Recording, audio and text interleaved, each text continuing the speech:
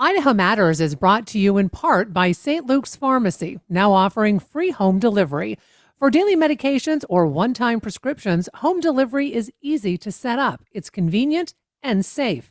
St. Luke's Pharmacy, now delivering to your doorstep. Information on how to get started at stlukesonline.org.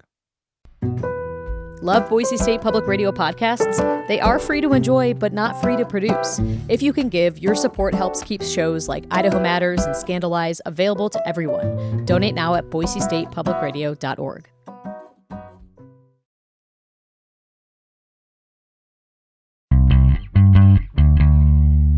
From the studios of Boise State Public Radio News, I'm Gemma Gaudet. You're listening to Idaho Matters. It's Friday, which means it's time for our Reporter Roundtable. This is the time that we get you updated on all the news that made headlines this last week. And today, our panelists include Caleb Radel, KUNR's Mountain West News Bureau reporter, Nate Eaton, news director at EastIdahoNews.com, Max Silverson, editor of the Star News, Daniel Spalding, Indigenous Affairs reporter and producer with Our Living Lands, and Kira Corasanti, managing editor of Teton Valley News. I want to welcome all of you to the show today, and happy Friday, everybody. Hi, Gemma. Happy Friday. Happy Friday. Well, let's get right into it because primary election day is just days away, and there's a lot on the ballot for Idahoans. And in East Idaho, some judicial races are getting quite a bit of attention. So, Nate, for folks who may not follow judicial elections closely, you've got two big races that folks are watching in East Idaho, District 6 and District 7. Why are these races getting so much attention this year? Well, they're very rare. I think that's the bottom line. It's rare that you have, well, the elections happen, every ballot, but it's rare that you have an opponent running against a sitting judge. And that's exactly what's happened in the southeast Idaho portion of the state. That's District 6, where you have a sitting incumbent district judge who has an opponent. The sitting judge is Judge Thomas, and then you have the opponent, Judge Brower, who's a magistrate judge. And then in the 7th Judicial District in the Rexburg area, you have Judge Boyce, who many people know presided over the Daybell trials. He kind of became known around the world for presiding over those trials. He has the Bonneville County prosecutor, Randy Neal, running against him. And so these races happen, but it's used most of the time. We go to the ballot box, we fill in the one box and move on, or there's opponents that aren't really well known. But the fact that you have these two races happening on the same primary ballot is interesting. And then, Nate, one thing that really stands out in the reporting you've done is the campaign fundraising. So how unusual is it for judicial candidates to raise and then spend this kind of money? Well, there's very strict laws and rules in place for judges and judicial candidates. They have to be free from any political influence or free from the appearance of any political influences. So they can't accept or solicit campaign contributions unless it's through a campaign committee. And so Judge Boyce in Rexburg, he has a campaign committee, but he's told us he doesn't even look at how much they've raised. He doesn't look at where the money's going from. And several attorneys, local attorneys, have donated to him because it could appear to the public, I'll donate $10,000 to Judge Boyce and he'll rule in my favor. You can't have that appearance at all. And judges can't make any sort of pledges or promises or commitments. And it's rare that you see a judge go out on the campaign trail and go door to door and ask for people's votes. And that's exactly what's happening in both of these districts. Now, the opponents say that there needs to be more of this in Idaho, that judges are often appointed by the governor and that they stay there until they retire on the district level. The opponents are saying that's not how it should be. The judges should put their record up on the ballot, that these elections should happen more. And that's one of the reasons why these two are running. Right. And as you noted, let's clarify here for folks who are wondering is that, we have different levels of judges in the state of Idaho. We have magistrate judges, district judges, then we have Court of Appeals, Supreme Court. We're talking specifically about district judges, and they can, like what's happening now, if there is a sitting judge, someone can run against them, or if a judge has retired, as is happening in Ada County, then it's an open seat and people can run for that. In magistrate elections, it's called a retention election, where you've seen those on your ballot where it says, do you think Judge so-and-so should be reelected? People cannot run against a magistrate judge.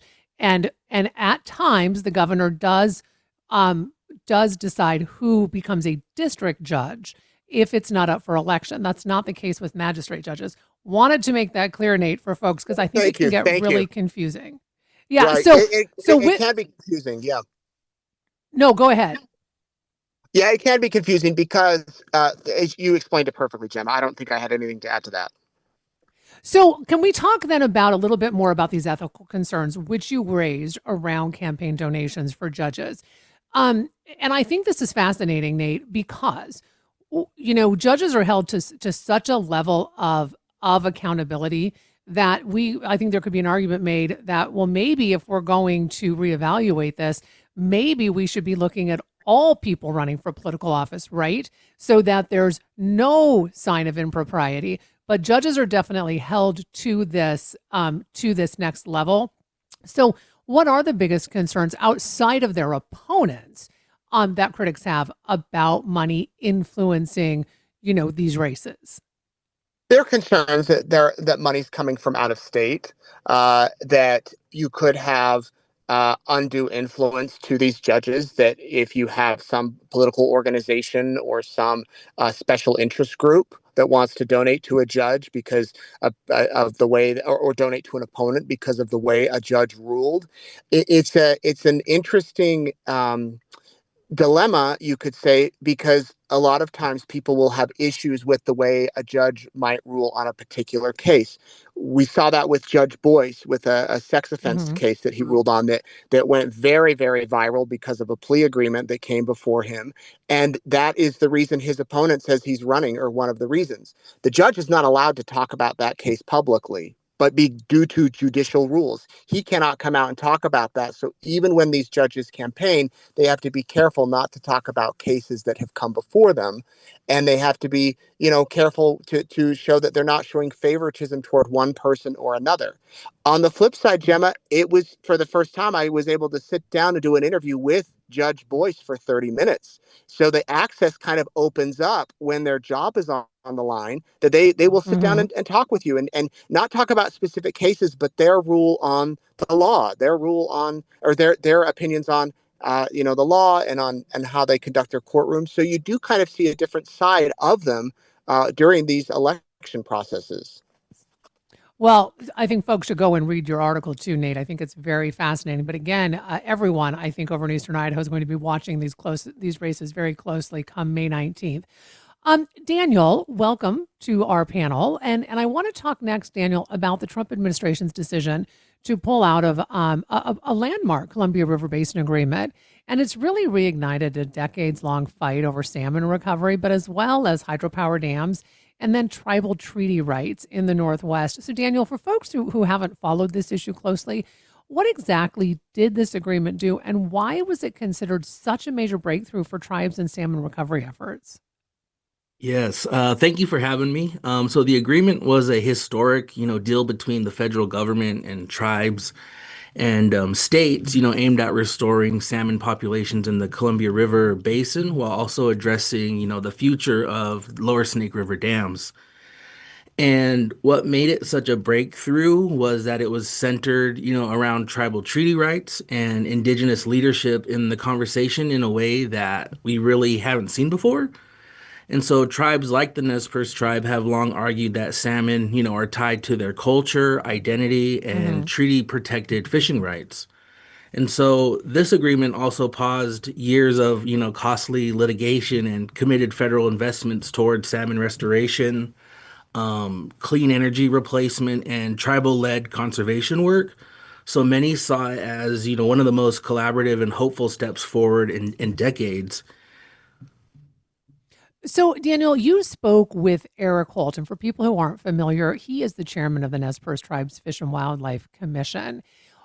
What stood out to you most about, the emotional and the cultural impact that this decision is having on the tribe? What stood out most for me was, is that it's not just an environmental or political issue, and it's deeply personal. Eric Holt talked about the salmon as relatives and as a part of the tribe's identity, culture, and responsibility to future generations. And so they're, was a real sense of frustration and disappointment because many tribal leaders felt that this agreement represented long overdue, recognition of treaty rights and tribal voices. So the decision to pull out of it feels to many like another setback in a generations Mhm. long fight to protect salmon and uphold the promises made to the tribes. So, Daniel, I know this is a pretty, basic idea of what this debate is, but it does feel like oftentimes this debate pits salmon recovery against hydropower and agriculture. So, does this fight go somewhere next? I mean, now that the administration has scrapped this agreement? Yeah, I think, now that the agreement has been scrapped, that's, going to be meaning more lawsuits, more political fights and more uncertainty around the future of the lower Snake River dams.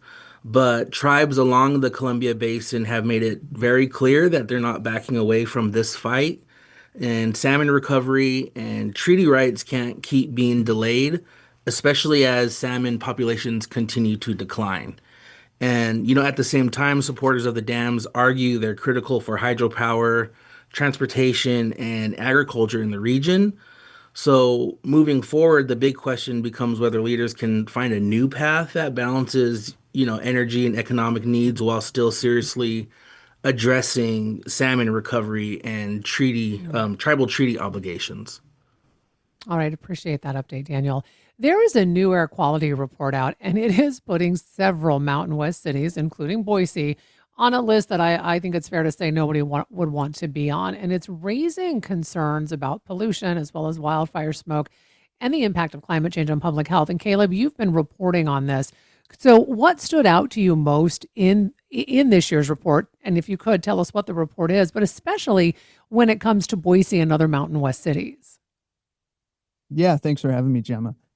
I think the biggest thing that stood out is the disconnect between the image of the Mountain West and the reality people are increasingly experiencing here.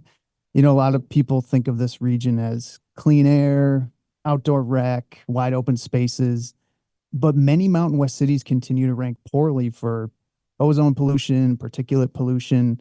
And Boise really fits into this broader regional pattern we're seeing in places like here in Reno, where I'm based, Salt Lake City, Denver, Phoenix, where geography, hotter temperatures, and wildfire smoke are all really kind of colliding. And one thing experts emphasize is that a lot of Western cities are naturally vulnerable because they sit in valleys or basins where pollution can get trapped and that dirty air, doesn't blow away. So then you add obviously wildfire smoke, which has become a much bigger factor over the last decade.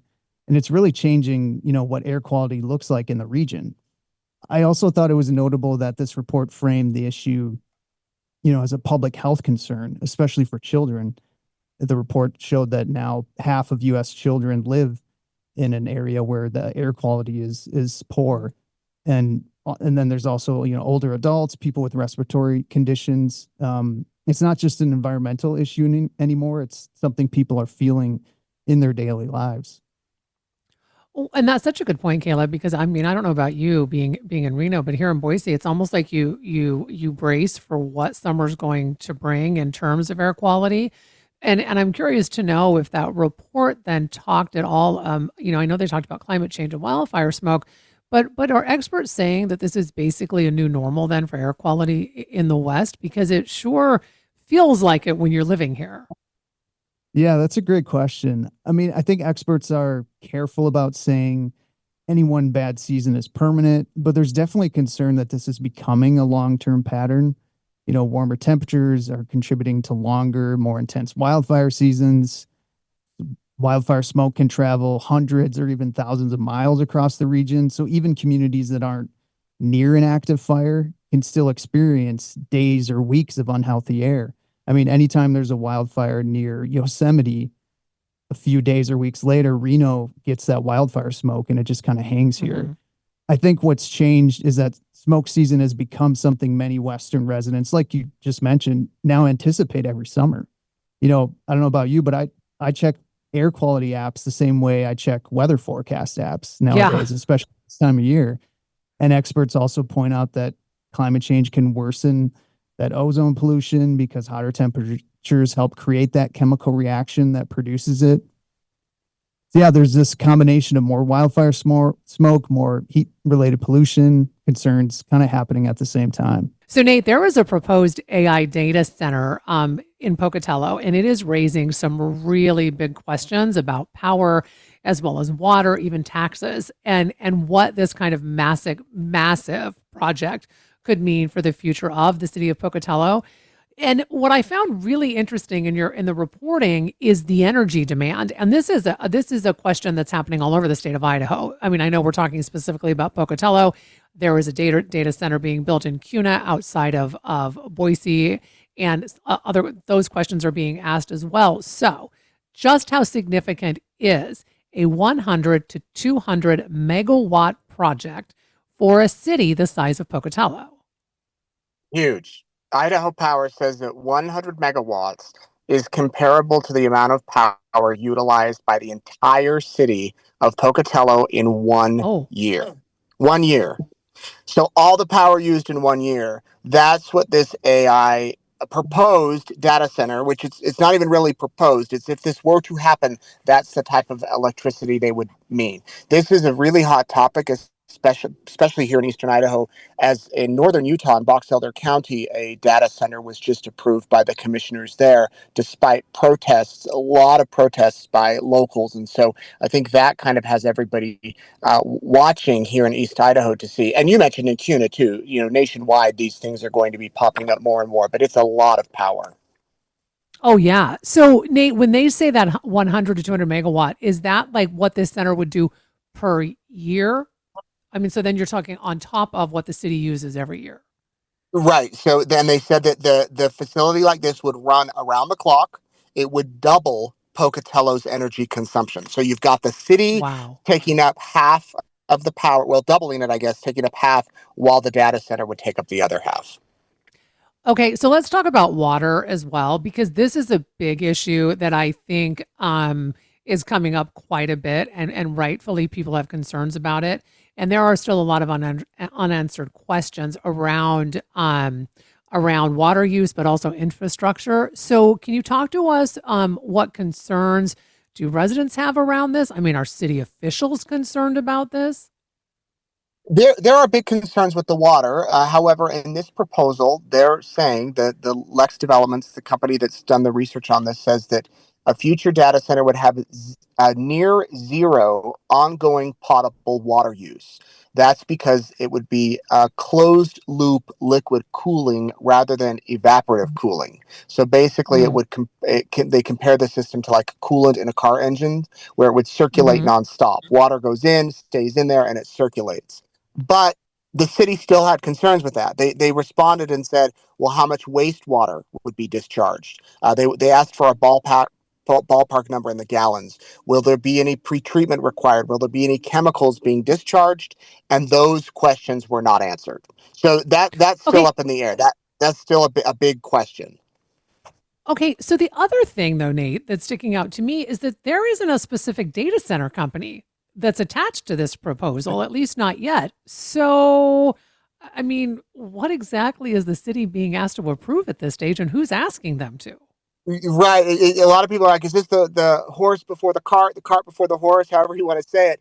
You're right. There's not a specific application for this. However, the city says this would be a conditional use permit to allow a possible AI data center. What they're doing is there's a big part of the city, an old building and campus basically that is being that has no longer an operation. So what they would do is get everything ready, a conditional use permit lined up, should companies then come and bid. It sounds like there has been some sort of interest in this. And so they want to have everything lined up should they get an application, so that they're not, putting it together at the time of. Mm-hmm.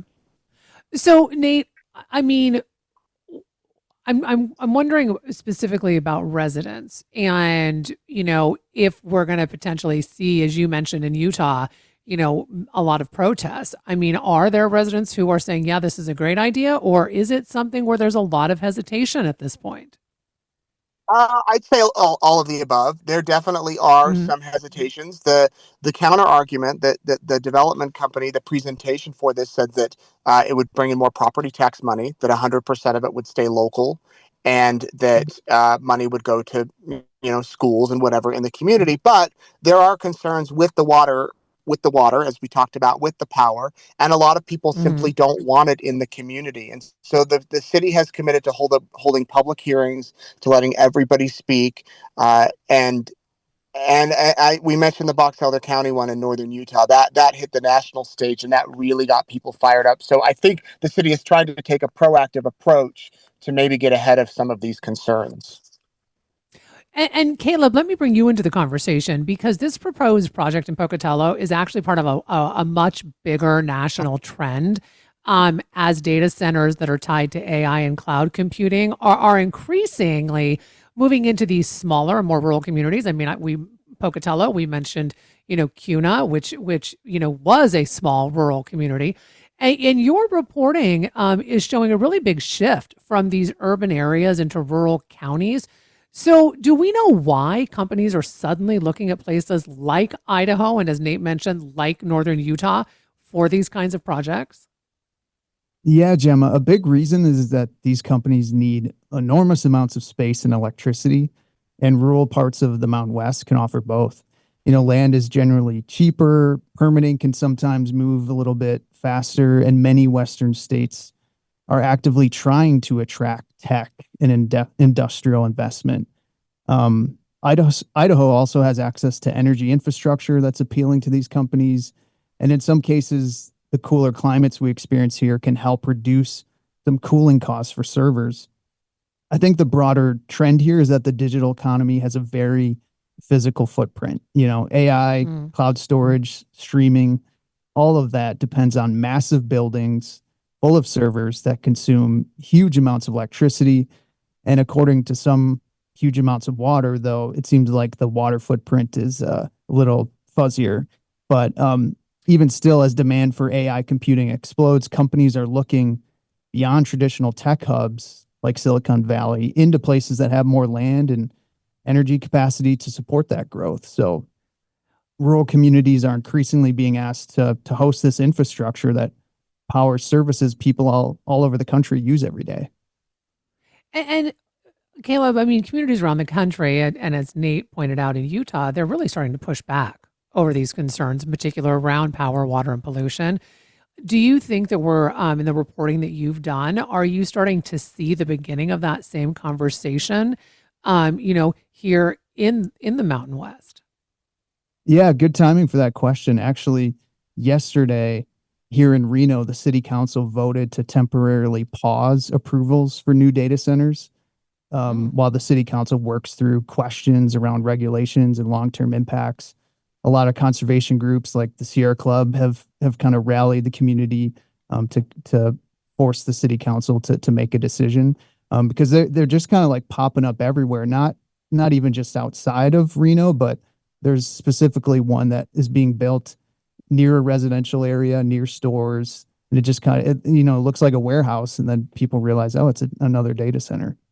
So yeah, the So Caleb, conversation is definitely amplifying. okay, so Caleb, one thing that stood out too in the reporting you've done is that a lot of folks don't really know what a data center is. As you said, there's a building, but you don't know what's in the building. And so not only is there like a lack of understanding, they don't know what it requires. So as these projects continue to expand, um, is there a public education challenge for local leaders when it comes to helping people understand what these data centers really are? Yeah, I think it's a significant challenge because these facilities are both, extremely important in some ways and kind of invisible to most people. If you drive past a data center, it may just look like a large warehouse, but obviously inside thousands of servers are running cloud computing, maybe what you're searching on ChatGPT at that very moment, AI systems, what you're streaming on Netflix, all that. And because the technology feels abstract, it can be hard for residents to immediately understand, the scale of electricity and infrastructure involved. So local officials are increasingly being asked, to explain not just what these projects are, but what they mean for power demand, for water use, tax revenue, and, just general long-term community planning. I also think there's a transparency component here. Residents want to understand what's being promised economically and what the trade-offs might be. And honestly, this conversation is moving very quickly because AI demand is accelerating, I think, faster than a lot of communities expected. Right. And I think that this is just the beginning of these conversations. Appreciate that Yeah. update. Max, mountain biking up in McCall, it's about to get a pretty big boost. Some new trails are planned at Ponderosa State Park, including one that's designed specifically to improve access for adaptive riders. So what makes this adaptive trail project so significant? I mean, in particular, since there are currently so few adaptive mountain bike trails, I mean, in the entire state of Idaho. Hi, Gemma. Yeah, this is big news for the mountain bike community in McCall. I mean, not only because it means more trails, but also because it means more trails close to where people live. Like in total, there's going to be 3 trails built, or there are 3 planned at Ponderosa. There's a beginner, an intermediate, and an advanced trail. And I think you're right to focus on the intermediate adaptive trail is particularly significant. Like there's really no options for adaptive mountain bikes in central Idaho that I know of. And I should explain too, adaptive mountain bikes are, these purpose-built bikes for people with disabilities who cannot or choose not to ride a traditional 2-wheeled mountain bike. They can have like 2 or 3 wheels, or sorry, 3 or 4 wheels, and they're pretty capable, but that capability like isn't really matched by what trails are available in our region. There's plenty of flat trails on the valley floor here, but specific mountain bike trails for adaptive riders are just not available. Yeah. So, Max, my understanding is that there is talk about a long-term vision to actually make McCall a top mountain biking destination. I mean, so not just a destination for Idaho, but nationally. So, are there other projects in the works to make this vision a reality? Yes, and anybody who goes mountain biking in McCall will tell you that it kind of feels like there is already we're already a mountain biking destination, but the Central Idaho Mountain Bike Association, the group making these trails at Ponderosa, has a 10 to 15 year plan to really ramp that up a bit.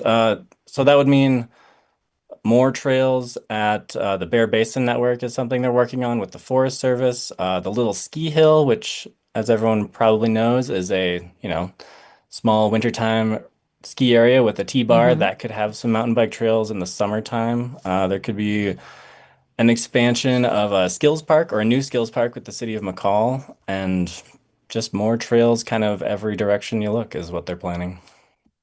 And when have they said when this new adaptive trail might be ready and open? It kind of depends on grant funding at this point. If a grant comes through or if funds are raised, that could start as soon as this summer and be ready by then. But mountain bike trails are incredibly expensive, so it really depends on how and when they get the money. Kira, first, welcome to the Friday Reporter Roundtable. This is your first time with us, so thanks so much for taking time to join us today. Hi, thank you for having me. So, Kira, talk to us about a Victor residence, and this is so folks are wondering where Victor is. It's over in East Idaho. It's a smaller town, but this resident had a public records request, and it turned into like a months-long dispute over things like fees and transparency. But this really raised bigger questions about public access to government records here in Idaho. But can you talk to us a little bit first about this public records request itself? Yeah, you're right to say Victor is a small town kind of sitting in Teton Valley as a whole. So we don't get a lot of big news, but when we do, it kind of gets out of hand, I would say, which is what happened here. There's a resident, her name is Ashley Coletti, and this kind of follows almost a decades-long issue about our wastewater here. And she submitted a public records request after some lawsuits about our wastewater. I think the content of those public records were not as big of an issue as the price tag that she got back for those public records requests. In Idaho here, after the first 100 pages, the county clerks are allowed to charge a fee. for those public records, and she got a almost $2,000 bill for those public records requests, and kind of went into yeah, again, like what you said, a long dispute with the Victor City Council about that price tag. And when I was looking into this, I kind of had heard some mumblings about maybe Idaho has had trouble with rural communities and lack of transparency around public records requests. And yeah, what I found was that Idaho does in fact have one of the steepest rates of public records requests in the country. And I think there's a lot to say about cities here, maybe just having a lack of manpower to fulfill these public records requests, but also around transparency. So let's talk about that charge itself. You mentioned about $2,000. I believe it was like $2,230. And you said we have one of the highest fees in the country. So is this pretty unusual that a fee for a public records request would be this exorbitant? And I think that people might be very surprised at this price tag. Yeah. I think a lot of people were surprised when that price tag came out as well. After doing some research, it seems that yes, that's not a usual fee that happens around a standard public records request, but there has been fees up to $10,000 that cities have come out with around Idaho.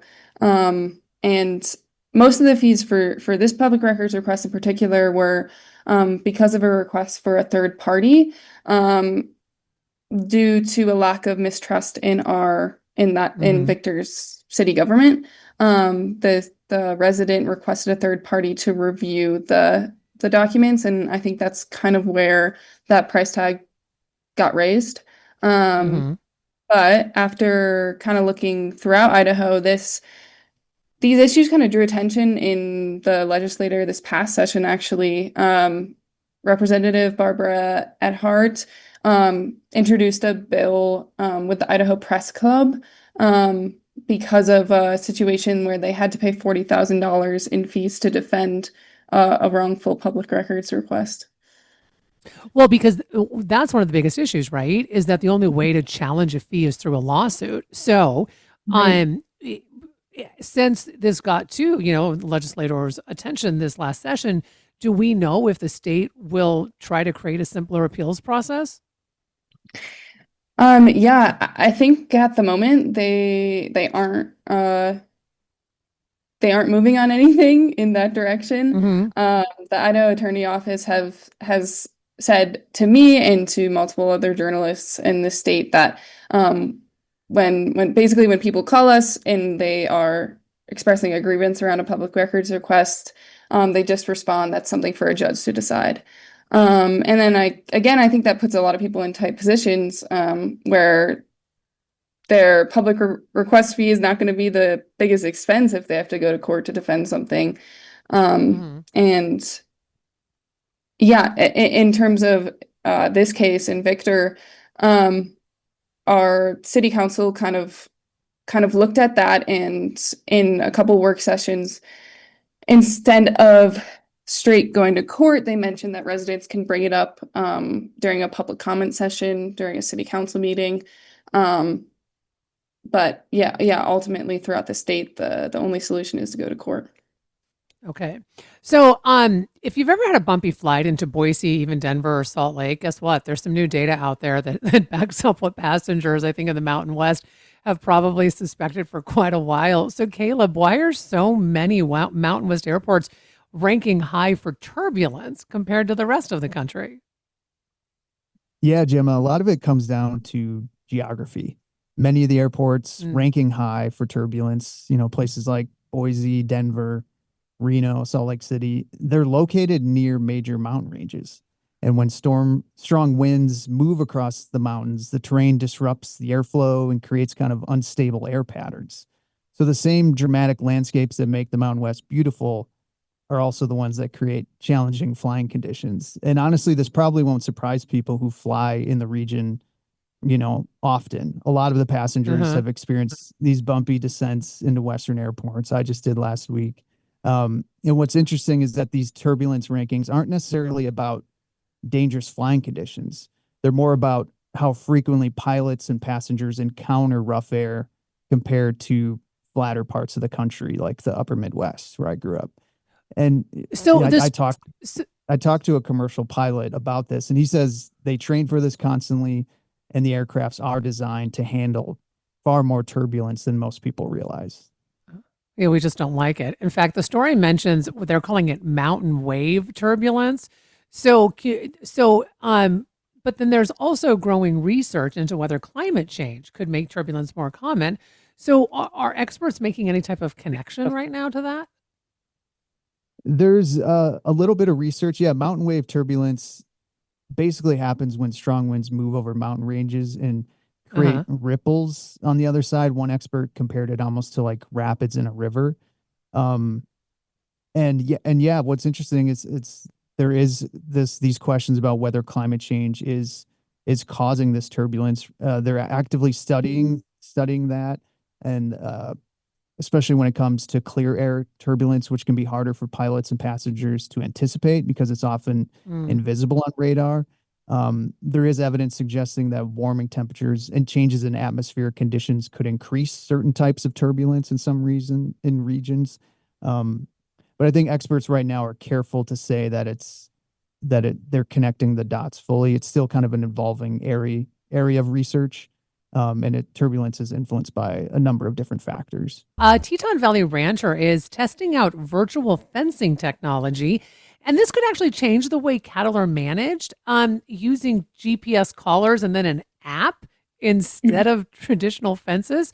Can you tell us how exactly this virtual fencing system works and how quickly have cattle adapted to it? Yeah, there's a fourth generation rancher here. His name is Corey Murdoch. And he kind of got wind of this virtual fencing and decided to try it out. He's the first person in East Idaho to be using this. Essentially, the system works with these GPS collars on the cattle, and they use auditory cues and mild electric shocks. So I think Corey described them as like beeps to guide the cattle around. The cost is about $72 per collar annually. And Murdoch has been using them to kind of rotate the cattle throughout his fields that he ranches on, and yeah, he said it's been going great so far. So beyond convenience, Kara, I mean, are there what are some of the environmental or maybe land management benefits that ranchers are hoping that this technology could provide? Yeah, I think it's a great question. I think for Corey, the virtual fencing kind of allows his herds to move more frequently, which could potentially have positive effects on regenerative soil health, and keeping the land healthy as a whole, with cattle not grazing in one particular area for a long time. He can kind of move them without maybe the slowness of putting up a fence, or his own doing of moving them around. I also think that physical fences, brick and mortar fences per se, block kind of natural migration routes of wildlife. And sometimes, especially out here, that wildlife can cause fatal entanglements with cattle, that I think Murdoch was excited that protects him from with the GPS collars now. So, is he the only rancher that you know of in the Teton Valley right now, Kara, using this type of geofencing, or is it catching on? As of right now, as of the last year, he's the only rancher using it. But there's been talks with a local nonprofit called the Henry's Fork Foundation to give out more grants to allow ranchers to invest in this. And I think there's a lot of interest in using this. Obviously, putting up physical fences is a lot of work, and keeping tabs on your cattle is time consuming. So. Mm-hmm. Yeah, it's fascinating. All right. Well, I appreciate that update. So Daniel, what a fascinating story you've done recently. And this explores how Indigenous musicians are using heavy metal music in particular as both an outlet for anger, but also a form of resistance. So, can you talk to us a little bit about this? I mean, how has heavy metal become such a powerful space for Indigenous expression, but as well as, resistance? Yeah, so heavy metal gives many indigenous artists a space to just, be honest about things like historical trauma, environmental destruction, identity, and anger, but also, gives them the space to be proud and, survivors. So I think, for a lot of the musicians, the music becomes a form of resistance because they're reclaiming their voices and telling their own stories on, their own terms. So, talk to us a little bit more about that because I know you interviewed some folks these musicians, and I know one of them said, we don't have too many places to show that type of anger or those feelings, and rightfully so, Daniel. They have a lot of good reasons to have the feelings that they have. Yeah, and it comes down to community. Like a lot of the artists talk about how metal scenes can become a place where indigenous youth or those that are from rural or reservation communities can feel seen and understood. And so I think that is that comes across in the music, and it gives people an outlet for their emotions that aren't always talked about openly, especially within reservation culture. And it's also creating connection and belonging and empowerment. So, Daniel, where are they? Are they performing? I mean, are they recording? Kind of walk us through, where they're able to use this outlet and create this space. Yeah, so like from what I've seen across Indian country is that there's a lot of different artists that are having concerts, within their communities, or they're having like music classes, or they're teaching kids how to play an instrument, or just to kind of the production side of it too. So I think it just varies for each community, but for the most part, I've been seeing different events that are not just focused on one thing, but focused on the whole, umbrella of like arts. hmm And Daniel, the story also talked about community as well as catharsis, and you mentioned youth. I'd like to talk a little bit more about that if we could, especially Indigenous youth in rural areas. Is there anything that stood out to you the most from that part of the conversation? Yeah, I think, what stood out the most to me is just, giving the youth an outlet that is often, from my own experience, being a Nez Perce tribal member growing up on the res, we don't have a lot hmm of mental health conversations. And so I think what we're seeing now is a lot more mental health awareness, and that's coming through, like things like music or just different outlets for youth that we didn't normally have growing up. And so we're seeing a lot more of that now in our communities, and we're hearing more conversations, healthy and positive conversations around mental health and how these outlets have helped youth outside of just sports or cultural dancing or anything like that. Everything is, for Native youth, we're not a monolith, so we have so many different outlets that hmm don't really get spoke about a whole lot. And so I think the beauty of the music part is because music is in its own way like form of healing and just an outlet for the youth. Well, I really appreciate the story. I found it fascinating. And thank you so much for sharing it with us. We've been speaking with our Friday Reporter Roundtable. Our panelists today, Caleb Radall, KUNR's Mountain West News Bureau reporter, Nate Eaton, news director at eastidahonews.com, Max Silverson, editor of the Star News, Daniel Spalding, Indigenous Affairs reporter and producer with Our Living Lands, and Kira Corasanti, managing editor of Teton Valley News. And that'll do it for this episode of Idaho Matters. Make sure you check out our podcast feed because you can find more episodes of topics that might be interesting to you. And for more local news and headlines, make sure you subscribe to the Connector podcast. If you learned something from this episode today, share it with someone else who needs to know about it.